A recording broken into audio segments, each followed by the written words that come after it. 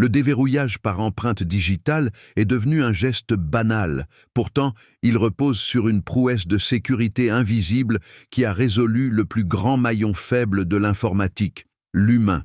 Biologiquement, nos empreintes ne sont pas là pour nous identifier, mais pour augmenter le coefficient de friction de nos mains et amplifier les vibrations tactiles.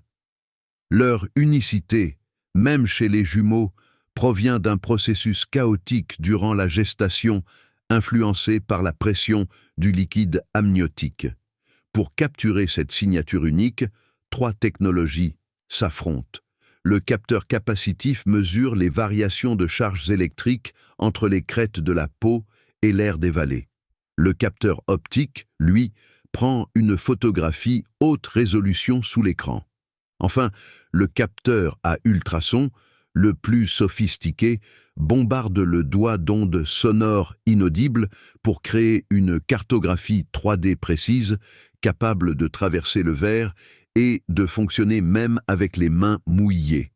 Une fois l'image capturée, le smartphone n'analyse pas l'image brute, car elle est trop imparfaite.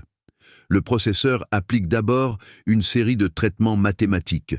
Normalisation des contrastes, segmentation pour éliminer le bruit de fond et surtout l'application d'un filtre de Gabor.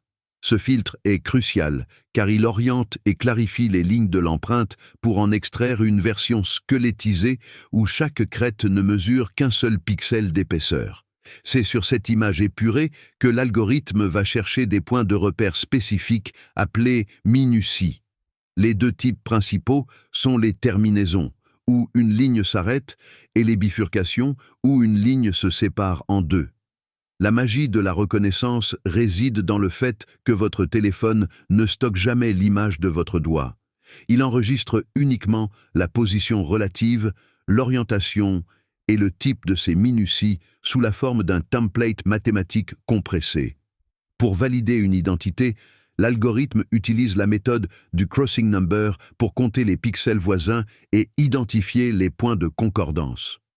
On estime généralement qu'il suffit de 12 minuties communes pour prouver l'identité d'une personne. Le système calcule alors un score de similarité qui intègre une marge de tolérance pour l'élasticité de la peau ou la pression exercée. Ces données ultrasensibles sont confinées dans une enclave sécurisée du processeur. L'empreinte ne quitte jamais l'appareil, garantissant que même en cas de piratage du système d'exploitation, votre identité biologique reste protégée.